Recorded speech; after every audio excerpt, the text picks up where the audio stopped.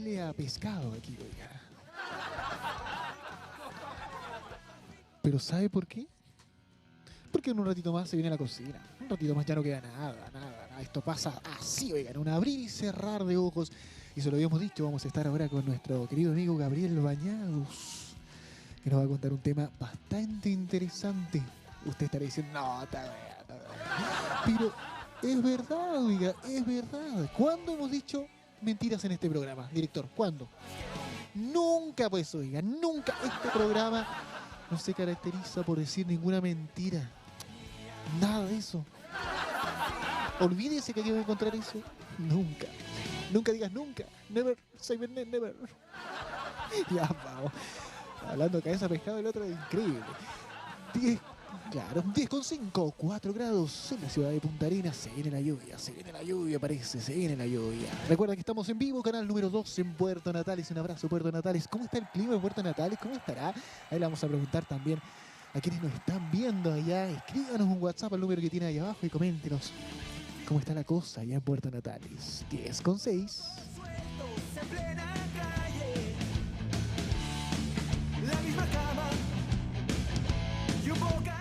Ya, como es habitual, cada 15 días vamos a tocar temas de la vida diaria, pero con una perspectiva muy especial. Yo creo que todos en algún momento hemos tenido el enojo, la molestia, la rabia por alguna situación específica, y sobre ese tema queremos ahondar, conocer cómo actúa cada persona. Todos vemos de distinta manera el enojo y la rabia. Algunos hasta inclusivamente se los guardan y se enrabian a sí mismos. Pues bien, nos acompaña Gabriel Bañados Balmaceda para hablar sobre este tema, psicólogo, hipnoterapeuta.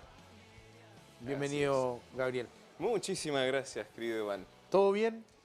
Todo súper bien. Estoy con ese sentimiento, esa emoción de gratitud de estar de regreso. Sí, pues. Estar de regreso después de varias semanas. Y con un tema, con un tópico tan interesante, tan intrincado, tan a veces no entendido, no comprendido. Quizás una de las mayores incomprensiones de la historia. Me refiero a la rabia, la ira, entre otros pormenores. Oye, es bueno aclarar, una cosa es la ira. Quizás si esto lo llevamos a una pirámide invertida, está la molestia, el enojo, no sé, lo eufórico, la rabia así ya y la ira como tal. De menos a más vamos, me da la sensación en la vida cotidiana. Y como que en este tiempo, esto estaba más presente, uno ve actitudes de la gente en la calle, si le te copas un topón en el auto, el otro se baja y te rompe los vidrios, sin mediar nada de nada. Exactamente. Y así en forma general.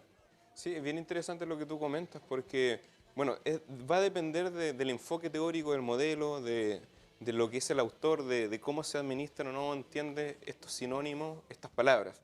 Y vamos a ver algunas de esas, pero menciona algo bien interesante, que me recuerda a una estadística del 2015, donde se hablaba que en Chile, bueno, a nivel latinoamericano, contemplando desde México hasta el extremo sur de Chile, el país de Chile probablemente tal era el segundo más violento en conducción. Somos realmente agresivos, Para manejar el auto, sí. Sí, puede ser que baste con que te toquen la bocina y un tipo se puede bajar y agarrarte a golpes. Sí, es increíble. Bueno, vamos a hablar precisamente de esto. Este programa está dedicado con mucho cariño a todos esos seres humanos que constantemente nos ven. Quiero, antes de desarrollarlo probablemente tal, agradecer a TV Red. Sabes que estoy muy contento porque ha tenido muy bonita recepción, me han llegado correos, ya la gente me ha ido a ver a la Clínica IMED, los programas de la muerte. Estuvimos los últimos 2 programas hablando de la muerte, del duelo. Entonces no sé cómo explicártelo, me siento sumamente agradecido de cómo el ser humano del fin del mundo ha recepcionado esta psicología, este intento genuino de compartir esta ciencia del alma. ¿Y qué es lo que vamos a hacer en esta ocasión, mi querido Iván? Bueno, vamos a hacer una introducción, vamos a hablar de la neurofisiología de la rabia, vamos a hablar de cómo abordarla, algunas resoluciones adaptativas, vamos a ver un par de vídeos, 2 vídeos, ya bien interesante como es habitual en nuestros programas. y vamos a aclarar algunos mitos y verdades, como ya tú hablaste algunos, bueno, ¿será así en escalada? ¿Serán sinónimos? ¿No serán? Vamos a hablar de todo esto. Pero antes de profundizar, me gustaría dejarte con una pregunta para que tú te la vayas ya pensando desde ya. ¿Cuándo fue esa última experiencia que tuviste en la cual experimentaste la rabia, o la ira, o la frustración, o sentimientos o emociones asociadas, o que crees tú que te puedan haber llevado incluso a casi o incluso a perder el control propiamente tal? Te dejo esa pregunta. ¿Cuándo fue esa última vez? Y bueno, vámonos de lleno a modo introductorio. ¿Qué es lo que es la rabia? Para los fines de este programa, vamos a considerar que rabia e ira son sinónimos, pero ya los vamos a comprender por qué. Principalmente me gustaría hablar en un comienzo de la etimología. La palabra rabia, ya que comparte su raíz indoeuropea con la palabra ira, refiere de un movimiento rápido. Es interesante porque la palabra emoción también viene de movimiento, de mover. Entonces, la rabia o la ira sería una emoción, un movimiento rápido al interior de una persona, que podría experimentarse como una pasión, como cólera. En el fondo, algo cambia rápidamente, a diferencia de las otras emociones, como la tristeza, como el asco, como el miedo, como la sorpresa, etc. Por lo tanto, ese es el origen etimológico. Pero si hablamos un poco de la historia, de dónde viene esta palabra, pudiésemos remontarnos ya al siglo incluso 29, antes de Cristo. Estamos hablando de Sumeria. Y me quiero referir a la rabia propiamente tal como ese virus de los animales, principalmente de los perros. De hecho, pudiésemos hablar que en la antigua Grecia había una diosa que se llamaba Lisa, que era la diosa ya de los perros, de la agresividad, y era precisamente vinculado a este virus que en ese tiempo se entendía como la maldición de los dioses.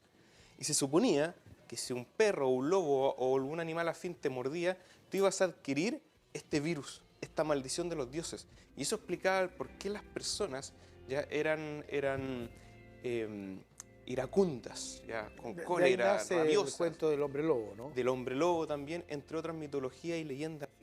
Por lo tanto, es bien interesante, y esto estamos hablando de una tragedia ateniense, ya fue registrado por Eurípides, ya, entre otros, como Esquino, entre otros filósofos socráticos, presocráticos. Pero bueno, eso nos da a entender, por lo tanto, que la rabia, hoy en día pudiésemos entender la psicología, contemplando esta etimología y esta historia, que sería una respuesta normativa, me refiero a que es parte de la naturaleza del ser humano, es normal, para responder frente a una situación que nuestro cerebro interpreta como de amenaza. Por lo tanto, tiene bastante similitud con lo que alguna vez hablamos acerca del estrés y la ansiedad, ¿te acuerdas? Que nuestro cuerpo, nuestra fisiología, nuestro cerebro, emociones, cuerpo mental, reacciona frente a una situación que nos parece ya amenazante. Pero lo interesante de la rabia, que precisamente amenazante, ¿en qué sentido? Que nos parece injusta y que están pasando de alguna manera a llevar nuestros derechos. Por lo tanto, toda persona que siente rabia, ira, cólera, es porque en el fondo cree que están pasando a llevar sus derechos o que están siendo injustos o indignos con ellos. Yo me pregunto, habiendo dicho lo anterior, ¿cómo te fue con la pregunta que te hice hace un momento atrás? A ver, lo que recuerdo sí rápidamente. Dos momentos, uno más distanciados unos de otros, claramente. Hace unos años con un director de un medio de comunicación que dijo algo sobre mí y mi familia propia, ¿Ya?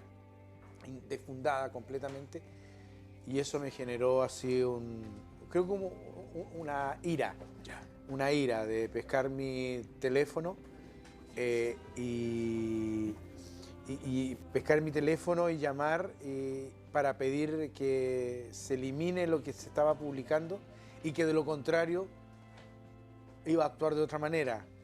¿Ah? Ante cualquier otro tipo de situación. Iba a ir y iba a hacer justicia por mis propias manos. ¡Wow! Ahí creo que ese fue el momento de la ira. Y más cercano, en el mes de diciembre, fue, no sé si una ira contenida, una rabia contenida, a una deslealtad. ¿Ah? Donde hubo una confianza perdida.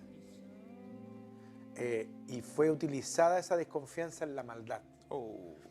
Entonces, ahí sí me generó una rabia contenida. Yo creo que este es mi problema como ser humano, que yo mi rabia me la contengo, me la guardo y quizás me la como. Entiendo. Porque también me conozco y que si la explayo no voy a matar a nadie, Pero no, no, ser no, no, bastante no. agresivo. Claro, pero de actuar de una manera que no es agradable, o sea, Entiendo. pasar ese momento, además que me afecta en la salud automáticamente. Vivir un momento de mucha rabia me afecta automáticamente. Soy un ex paciente de colitis ulcerosa y momentos de rabia automáticamente me gatillan ciclos de problemas, y para los que han sufrido es una enfermedad muy, muy maldita. Entonces, quizás también por eso me lo hago. Pero yo creo que me recuerdo ahora, en este instante, quizás hay muchos otros, quizás hasta de más joven, Claro. pero esos son esos dos momentos que sí, uno de mucha rabia y otro de un enojo, de una molestia, de una pena, mezclado todo eso en una sola rabia. No sé si me pude explicar bien. Creo que te explicaste lo suficientemente bien y agradezco estos ejemplos ya acerca de tu vida porque son ejemplos que son bastante detallados y nos va a permitir, junto ya a las láminas que vamos a proyectar a continuación, a ayudarles a entender a nuestros televidentes esto. Porque voy a ocupar tu ejemplo precisamente. Y me gustaría... Un paréntesis. Casualmente ayer, por una situación X, salió este tema. Exactamente el mismo tema. De cómo mi persona podía actuar ante una deslealtad o actuar ante una, no sé, si me la haces, me la pagas. En ese concepto, cómo actúa una persona como yo ante eso. Justo salió este mismo tema que estamos conversando sin haberlo conversado con esa persona, sino que de repente me empezó a decir, pero y esto, y esto, y esto, y esto. Me dejó así. Querido Iván, te voy a compartir diversas joyas espirituales que te van a servir mucho a entender tu propia psicología, así como también a todos nuestros televidentes. Quiero invitar a producción a proyectar una lámina que es la lámina número 2, que se llama esquema explicativo. Y me gustaría invitarte, querido Iván, a mirar la pantalla en los próximos instantes, porque vamos a ir analizando esto. Fíjate que toda experiencia propiamente tal, vinculada a lo que son este tipo de emociones, se pudiese entender de la siguiente manera. Hay una situación, por ejemplo en el esquema vemos la situación que te ocurrió. Puedes imaginar, ya recordar rápidamente las dos situaciones que me mencionaste. ¿Qué es lo que ocurre? Esa situación va a generar una serie de activación y cambios dentro de ti. Pero una de las primeras cosas que se llevan a cabo dentro de nuestro organismo, si bien hay una respuesta corporal casi inmediata, en milésimas de segundo, hay una interpretación de la realidad. Por lo tanto, es esa interpretación de la realidad, el juicio de valor que tú haces. Creo que esa persona me hizo esto, por esto otro. Creo que rompió nuestro acuerdo, rompió nuestros valores. Si tú interpretas la realidad que crees que te están siendo injusto, que te están siendo indigno, que pasaron a llevar tus valores, tus principios, tus derechos, esa interpretación que va a ser adversa, que va a hacer que tu organismo responda en un sentido de orientación de ataque o huida, o lo que dicen algunos autores también, incluso de resistencia, ataque, huida o resistencia, te va a llevar a lo siguiente. Por una parte, como sale en el esquema, a generar una serie de emociones, ¿ya? Pero esas emociones también están vinculadas a los pensamientos y viceversa, es una simbiosis bien interesante. A veces el pensamiento es más fuerte y genera emoción, pero también una emoción puede gatillar una serie de pensamientos ya que van encadenados a una conducta. Por lo tanto, cuando se resuelve este conflicto, en el mejor de los casos, va a generar una conducta adaptativa. Pero cuando no, puede ser que genere una conducta desadaptativa. Y una de las conductas desadaptativas, en el peor de los casos, es la conducta de agresividad, que puede llevar incluso a dañar física, verbal o psicológicamente a otra persona. Pero también algo que tú mencionaste, que es lo que se conoce en la terapia de Jeffrey Young, centrada en los esquemas, una terapia cognitivo-conductual, del esquema de inhibición emocional. El esquema es un organizador global, una manera de ver la vida, es como las gafas. Yo me pongo estas gafas y creo que, por ejemplo, si me pongo las gafas del abandono, creo que cualquier persona que tenga cierta conducta es porque me va a abandonar.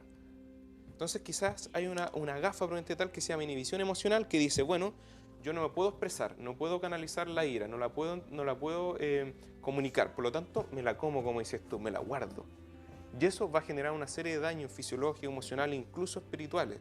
De hecho, hay un estudio del Instituto Nacional de Bethesda, Estados Unidos, que plantea que las personas que tienen esta inhibición emocional o que experimentan ira o rabia de manera desadaptativa, suelen tener un significativo daño en las funciones cognitivas, son más propensos a trastornos gastrointestinales, infartos, enfermedades cardiovasculares, etc. Entonces hay muchas desventajas en no procesar la ira, la rabia, pero Pero bueno, ¿cómo hacerlo? ¿Qué pasa con esto? Quiero invitar a producción, hay una siguiente lámina que se llama los tipos de respuesta, para poder entender cómo vamos respondiendo frente a una situación ya de ira. Entonces fíjate, acá en la lámina, bueno, tenemos una persona notoriamente experimentando una emoción tan fuerte como lo que es la ira. Hay tres tipos de respuestas principales.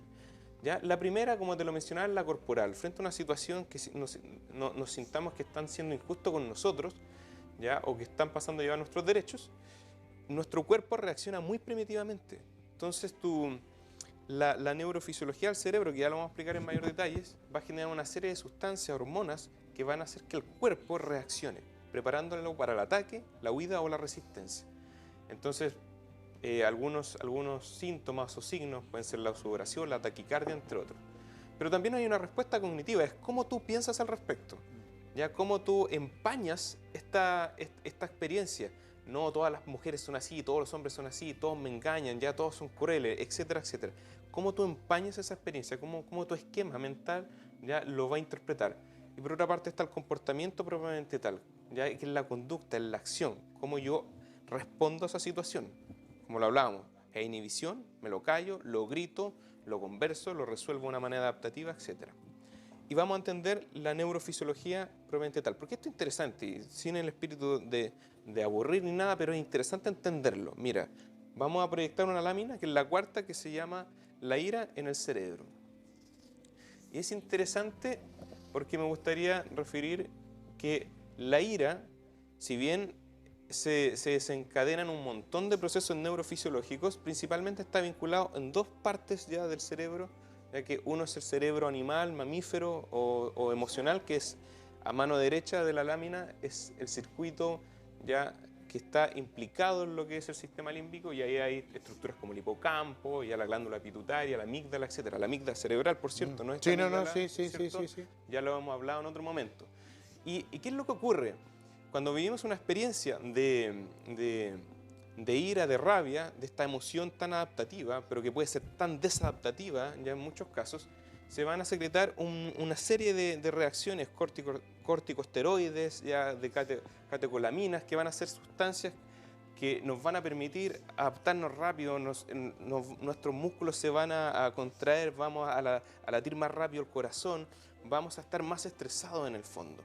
¿Ya? Ahora, ese estrés, esa reacción neurofisiológica puede hacer que se apague, por así decirlo, la corteza prefrontal, que está vinculada donde tomamos las decisiones. Y eso puede hacer lo que muchas veces a personas las lleva a actuar sin raciocinio. Frente a una situación de rabia e ira, son tan impulsivos que pueden llegar a cometer una acción que puede ser perjudicial, incluso letal. Por lo tanto, se apaga esa parte y en el peor de los casos se produce un trastorno que se llama obnubilación, que es tan fuerte la experiencia, es tan chocante, es tan lesionante anímicamente en ese instante, que tú puedes llegar incluso a cometer un crimen sin haberlo querido, sin haber tenido la intención. Por ejemplo, no sé, de pronto llega a tu casa y pilla a tu mujer engañándote con otro tipo. En un estado de obnubilación puedes llegar a matar al otro tipo, tú habiendo tenido todos los principios éticos, morales de ser el tipo más bueno de la faz de la tierra. Es así de complejo la neurofisiología ya de la rabia, de la ira, de estas emociones tan fuertes. Por lo tanto, vamos a profundizar un poquito más, pero ahora de la manera más práctica en cuanto a las emociones. Fíjate, vamos a hablar de algo que ya hemos hablado quizá en otras ocasiones y quiero invitar a producción para hacerlo más gráfico aún. Hay una lámina que se llama la ira y la rueda de las emociones. Es la lámina número 5. Fíjate, mi querido Iván, ahí hay una lámina que en algún momento la vimos completa, ¿ya? Quiero referir que en los años 70 el psicólogo Paul Ekman, ya junto con otros también de la época, que en el 1980, por cierto, aparece Robert Plutchik con esta rueda, llegaron al acuerdo que a grandes rasgos hay 6 emociones básicas, ¿ya? Que pudiésemos decir que es la ira, el miedo, la sorpresa, la felicidad, la tristeza y el asco. Y Paul Ekman, a diferencia de Robert Plutchik, plantea que bueno, la felicidad se interpretaría como la alegría y la ira por la rabia. Bueno, fíjate, hay 3 emociones, o sea, tipologías, ya emociones primarias, secundarias y terciarias. Si tú te das cuenta en la lámina, la primaria es la ira. Por lo tanto, la ira contiene a todas las otras emociones. En la lámina vemos que en el fondo la ira es una emoción primaria, por lo tanto es la que más fuerza tiene. Después es seguida de otras secundarias como sentirse herido, amenazado, lleno de odio, etc. Y hay terciarias que son más específicas aún, por ejemplo, sentirse apenado, devastado, atacado, celoso, etc. Por lo tanto, esto ya no nos entrega una herramienta para cuando queramos trabajar nuestra ira, preguntarnos, bueno, ¿cómo me siento? Quizá en el fondo me siento desconfiado, quizás me siento escéptico, o quizás me siento apenado. Uno puede decir esta emoción tiene que ver con la tristeza, no necesariamente, porque aquí estamos hablando de la perspectiva que es parte de la ira. Y eso es lo que nos lleva muchas veces a tener dificultades en la psicología para diagnosticar una depresión, por ejemplo, en el estadio del desarrollo de la adolescencia o la niñez, porque los niños no lloran, como lo hacemos los adultos probablemente tal. La depresión se diagnostica a través de episodios de rabietas. Claro. Y tú puedes decir, ese niño está muy triste, pero ¿qué tiene de triste si en el fondo lo único que hace es pelear? Por lo mismo. Entonces, ¿cómo se van camuflando una emoción con la otra? Y cuando nosotros entendemos esto de la rueda de las emociones, ya nos permite dar algunas luces ya de lo que estamos experimentando. Y si volvemos al esquema que vimos en un principio, cómo interpretamos la realidad, ya podemos empezar a etiquetar. Creo que estoy así, creo que estoy así, y eso me permite de alguna manera entender mejor esto. Y si pudiésemos ayudar aún más a los seres humanos que nos están viendo a través de las pantallas de Berret, principalmente en nuestro programa Juntos Otra Mañana, me gustaría compartirles un link que los va a llevar a una serie de test que lo pueden practicar en la casa. Son cuestionarios, ¿ya? Quiero mostrar una lámina que se llama Test de Ira, la lámina número 6. Si las personas ingresan a psicología-online.com, hay un test que se llama Test de Ira y Agresividad. Es un test, por cierto, de tamizaje general, me refiero a que explora cómo es tu nivel de estrés respecto a la ira, a la agresividad. Evalúa cosas como la frustración, ya aspectos como el mal humor, irritabilidad, impulsividad, entre otros. Por cierto, es un test que no tiene una validación clínica probablemente tal, porque para hacerlo es necesario estar en una psicoterapia, pero te puede servir mucho para poder explorar cuál es la naturaleza de tu ira, de tu comprensión, de dominio para con esta emoción. Y a grandes rasgos los resultados te plantean un rango de alto, medio y bajo. Y tú ya te puedes dar una idea, ya sabes que creo que estoy subestimando esta situación. La verdad que tengo problemas con la rabia. Creo que es una rabia desadaptativa, que es una rabia que en el fondo me está haciendo daño. Como puede ser muchas veces, como tú lo planteabas, inhibición, ya como guardarte estas cosas, guardártelas y te lleva a un punto a explotar. Qué importante es legitimar las emociones, aprender a expresarlas, conversarlas, ¿ya? Y vamos a entregar desde ya algunas sugerencias de cómo hacerlo, ¿ya? En un par de láminas más. Pero me gustaría a continuación, para ir haciéndolo un poco más didáctico, preguntarte, antes de mostrar un vídeo bien interesante, querido Iván, ¿tú has conocido personas, ya que estamos hablando de la rabia, el cólera, de sentirse iracundo, has conocido a personas de carácter fuerte? Sí, sí. ¿Cómo tú entiendes a las personas de carácter fuerte? ¿Qué se te viene a la mente cuando hablamos de una persona de carácter fuerte? ¿Cómo son esas personas? O sea, primero, una persona que no quiere pasar desapercibida, ¿Ya? que quiere imponer su manera de ser y su manera de actuar y su manera de pensar ante cualquier otra cosa, teniendo la razón o no teniendo la razón. Wow. Así lo veo yo. Ya. Así Ok. lo veo yo. Es una perspectiva, yo creo que puede frío. ser bastante compartida a Frío. nivel latinoamericano. Un Pero personaje fíjate, frío. personaje frío, muchas veces agresivo. Calculador, wow.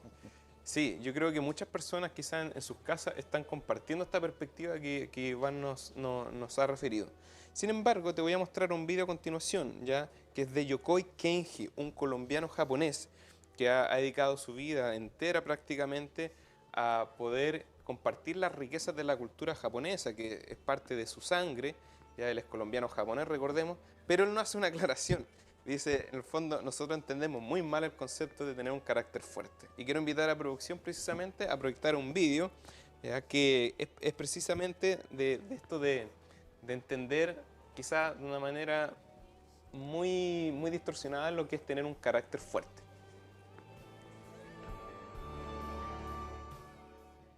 La cuestión, una vez más, está en la obsesión.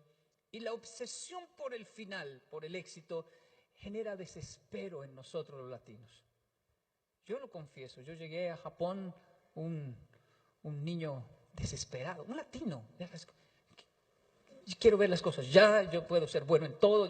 Y llegar a un país donde todos están así, asistiendo a la clase así. Donde dicen, ese señor tiene un carácter fuerte. Ese maestro tiene un carácter fuerte. Sí, de carácter fuerte. Sí, yo iba a mirar a ver, yo le tenía miedo al maestro. Y cuando lo miraba, el maestro estaba siempre así. ¿En serio ese es de carácter fuerte? Sí, va, empújelo y verá. Perdón, y el japonés así. ¿Qué es carácter fuerte para ustedes? Que no se pone bravo nunca. ¿Por qué? Porque carácter es dominar el temperamento. Entonces, el que domina el temperamento, ese es de carácter fuerte. ¿Sabe? Escuche, en Latinoamérica, nosotros decimos, mire, él tiene un carácter fuerte. Y hay un señor rojo gritando a todo el mundo. Ese tiene un carácter débil, porque no domina su temperamento. Carácter y temperamento son distintos, son diferentes. Y temperamento no lo podemos cambiar, ese lo heredamos. Pero carácter es lo que formamos. Una de las frases más dañinas, negativas, malas en estos temas de liderazgo es: yo soy así y punto. Ese punto hay que cambiarlo por una coma. Yo soy así, coma, pues estoy aprendiendo. Más ahora que entro en un proceso donde hay tantas variables y tantas... yo soy así y quiero aprender. ¿Por qué no aprender del japonés? ¿Por qué no aprender de las personas de otras nacionalidades? ¿Por qué no? Siempre hay algo que aprender. Siempre hay... Es más, esas personas negativas terminan siendo las que más nos enseñan de cómo no nos gustaría ser. Así que termino aprendiendo realmente de todos. Poder entender esto nos va a ahorrar muchos problemas en el liderazgo. ¿Qué te pareció, mi querido Iván, esta aclaración que nos hace Yokoi Kenji en cuanto al carácter fuerte? Ahora, igual hay que entender de que hay realidades sociales, culturales completamente distintas. Es un buen punto a considerar. Normalmente el oriental tiene una mirada totalmente diferente de la vida. Él hacía en un momento al comienzo, con respeto, como una especie de una caricatura, como estaban todos los chicos pendientes de lo que estaba pasando en esa sala de clase. Pero mira el resultado hoy día también de esos mismos niños que estaban pendientes mirando esa sala de clase. Es una de las potencias más grandes de este planeta. Vivieron una guerra, vivieron una bomba atómica, destruido medio país, y hoy día es la potencia más grande, y lo ves en Alemania y lo ves en otros países donde la cultura es totalmente diferente, la manera de ver la vida es totalmente diferente, la responsabilidad y la disciplina es totalmente diferente a lo que vivimos nosotros como latinos. Entonces, claro, quizás para mí el concepto de este personaje es completamente diferente, y lo es, a lo que él nos acaba de explicar, claro. Pero es una cultura distinta. No tiene aquí una cosa. En la India la vaca es sagrada, acá nosotros la comemos. Exacto. Qué interesante lo que tú planteas, más considerando aspectos históricos socioculturales como lo son las tragedias ya a gran escala. Hiroshima, Nagasaki, así como también pudiésemos hablar de Singapur, como un país llegó a convertirse en una potencia mundial, metiendo prácticamente a todos los diputados y a todos los parlamentarios presos por corrupción, ¿ya? Y primero tuvieron la estrategia de altas penas ya de tributarias. ¿Y qué es lo que pasó? Terminaron con una continuación de la corrupción, porque preferían pagar, ya estas personas de alto poder, pagar sus delitos, pagar de alguna manera los tributos a cumplir cárcel. Después, ¿qué es lo que hicieron las personas de Singapur? Cárcel.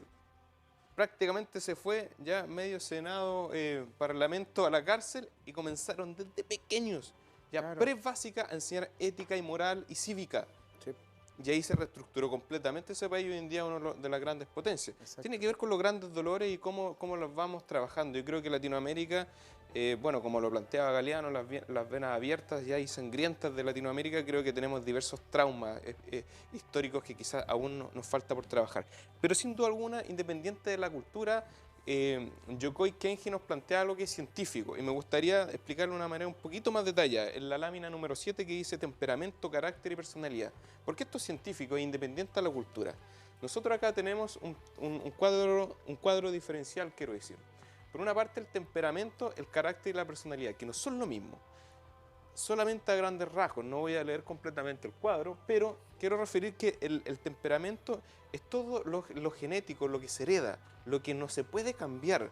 Ya toda esta dificultad, porque es todo este flujo electro-bioquímico que se puede heredar de generaciones, pero antiquísimas. No obstante, querido Iván, el carácter es lo que tú puedes aprender, que parte a través de la educación de tus padres, la noción del bien y el mal, la ética moral, lo que aprendes con tu grupo de amigos, lo que aprendes en la niñez, en la adolescencia, en la sociedad, tu cultura propiamente tal. Y eso afortunadamente sí puede mejorar.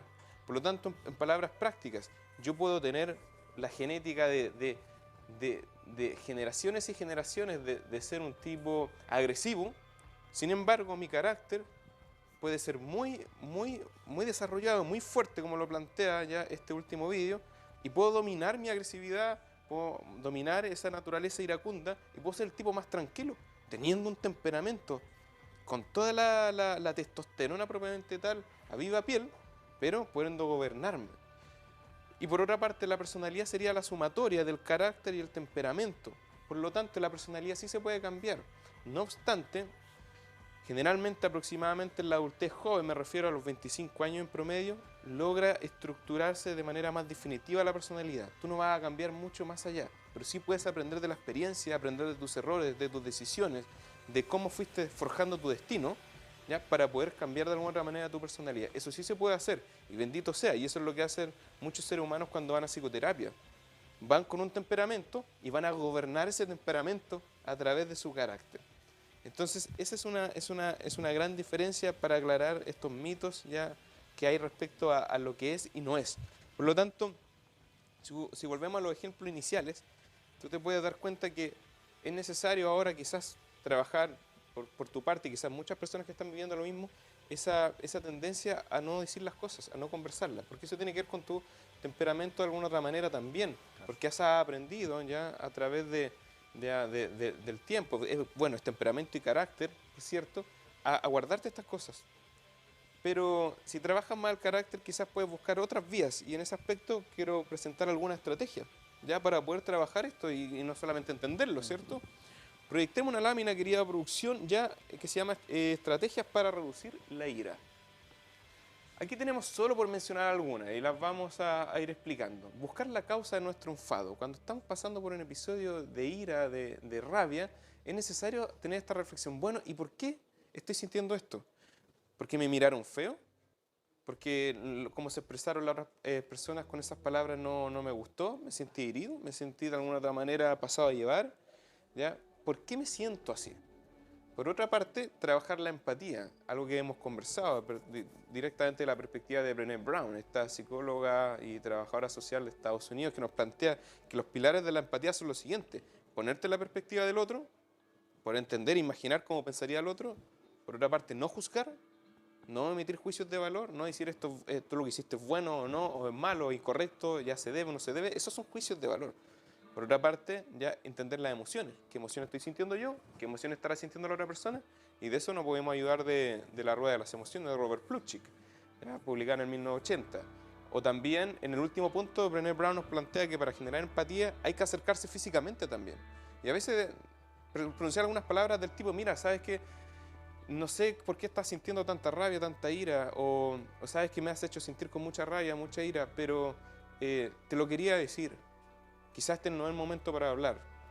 Porque eso es lo otro, uno de los errores que nosotros cometemos es intentar calmar a la persona iracunda en el mismo momento. Ya, cálmate. No, pero si no estoy enfadado. Si te dije no estoy enfadado. ¿Qué es eso? Está diciendo, pero transpirando el enfado. Ya, cuando nosotros intentamos poner paño frío inmediatamente en las situaciones, es como intentar ya apagar el sartén con aceite con agua. ¿Ya? Va a explotar eso. Por lo tanto, es uno de los errores. Otra cosa que podemos practicar es el respeto. Muchas veces la persona iracunda exige respeto, pero ¿por qué no también esa persona respetar al otro? Entonces tenemos eso. ¿Qué más podemos referir respecto a las estrategias? Tomar distancia.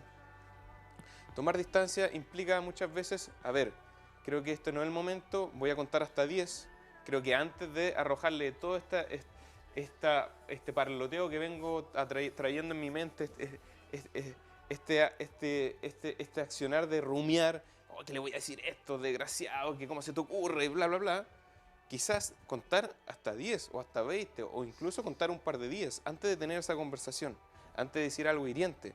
Porque recordemos que muchas veces, bueno, como lo planteaba Shakespeare, ¿cierto? William Shakespeare planteaba que la ira es como un antídoto que tú te tomas creyendo que vas a envenenar al otro, pero te lo tomas tú. Entonces hay que tener cuidado ya en este aspecto con el tema de la ira. Y para ir acercándonos al último momento del programa, me gustaría compartir una lámina que se llama la parábola de Buda. ¿Ya? Y me gustaría que miraras esta imagen, querido Iván, porque te voy a contar una historia. Siddhartha Gautama, o más conocido como Buda, tenemos que plantearnos el siglo V, IV a.C., ¿ya? Un antiguo maestro de India. En un momento de su vida estaba con sus discípulos y de pronto aparece un tipo a insultarlo y le dice un par de palabrotas. Entonces uno de los discípulos de Buda, muy irritado, le dice: pero Buda, ¿cómo puedes permitir que te trate así? Tú siendo un maestro, siendo sabio, ¿cómo puedes permitir que llegue este tipo y te insulte y te diga todas estas palabrotas? Y Siddhartha Gautama, el Buda, muy tranquilo, queda mirando a su discípulo y le dice: está todo bien, estoy tranquilo, pero te lo voy a explicar para que lo puedas comprender mejor. ¿Qué pasaría si yo de pronto llego un día y te regalo un caballo, pero tú no aceptas el caballo? ¿De quién es el regalo? ¿Tuyo o mío? Y el discípulo dice: bueno, si yo no te acepto el caballo, el regalo sigue siendo tuyo. A eso me refería. Yo no acepto los insultos de esa persona. No son míos, son de él. Entonces, qué importante ya contemplar estas parábolas, estos mensajes, estas historias, porque nos ayudan quizás a entender de una manera un poco más profunda, filosófica o espiritual, la importancia de estas estrategias de parar, detenernos, pensar, reflexionar. No contribuir a que se apague esta corteza prefrontal donde tomamos decisiones, donde reflexionamos al respecto, sino darle un tiempo para que procese la información e interpretemos de una manera un poco más acabada y no tan sesgada, no tan tomárselo a lo personal.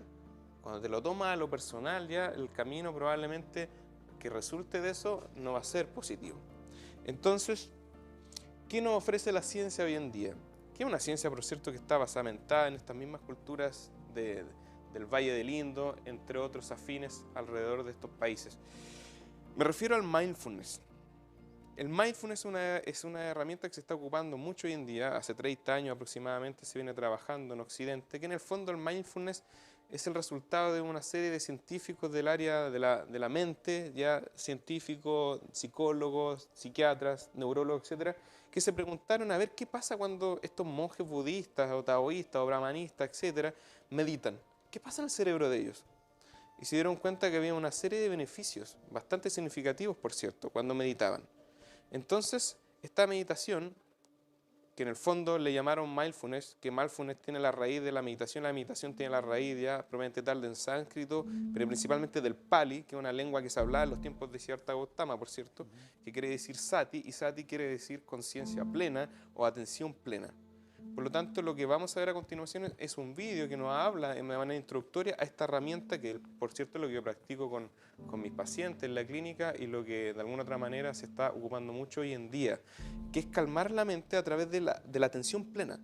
No es hacerle el quita a la rabia, sino es atender la rabia, permitirte legitimarla, observarla, contemplarla y aprender de ella. Invitamos a producción a ver este vídeo bastante cortito, pero es profundo en cuanto a lo que es el mindfulness como un superpoder que nos puede cambiar la vida.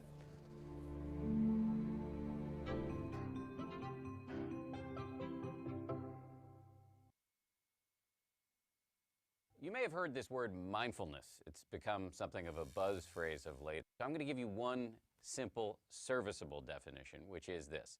Mindfulness is the ability to know what's happening in your head at any given moment without getting carried away by it.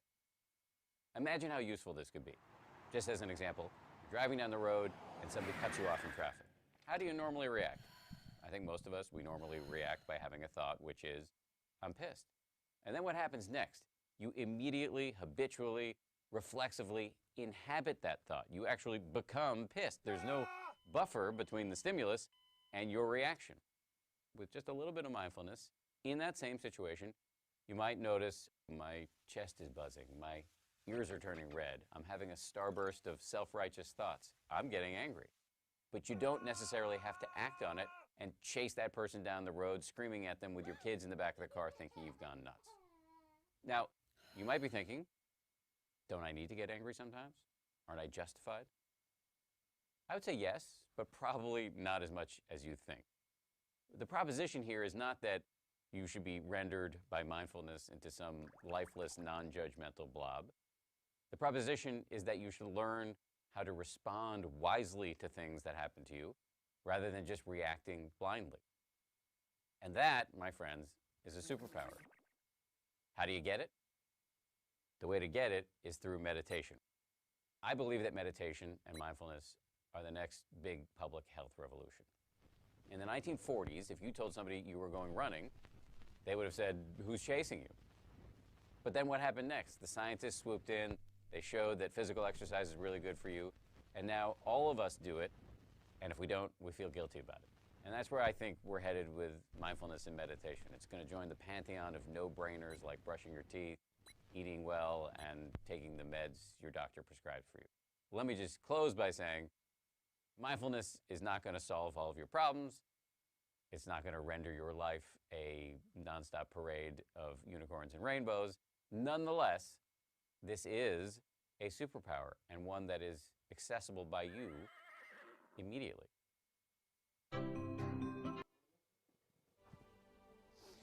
El mindfulness, una herramienta que probablemente se va a convertir en una de las principales herramientas, recursos en salud pública, así como lo planteaba el vídeo. En algún momento salir a correr parecía ser de locos, pero va a parecer esto cada vez más normal, meditar. Meditar, relajarse, concentrarse. Entonces, me gustaría, bueno, como es habitual, terminar con esta lámina, ya invitando a las personas, a los seres humanos que nos están viendo a través de estas pantallas, a considerar esta maravillosa posibilidad de ir al encuentro con uno mismo, con el mindfulness, con estas emociones, aprender a validarlas, legitimarlas, procesarlas. Por cierto, bueno, como tú lo sabes y la mayor parte del equipo también, yo trabajo en Clínica IMED de manera presencial. Agradezco a todos esos seres humanos que han ido ya constantemente a sacar sus horas. Hay horas disponibles, aproximadamente en un mes y medio más, pero brevemente en el plazo también tengo de manera online atención. Por lo tanto, muchas veces los pacientes generan mixtura, a veces van de manera presencial, a veces lo hacemos de manera online, para trabajar la ira, la rabia, la depresión, el estrés, ataques de pánico, etc. Invito a las personas a consultar efectoalma.cl. Todas las personas que quieran, incluso que le envíe estos vídeos, estas láminas, basta que me las pidan, como ya lo han hecho, y yo se las envío, se las hago llegar. Pueden hablarme por WhatsApp, como también pueden llamarme a ese número para reservar una hora.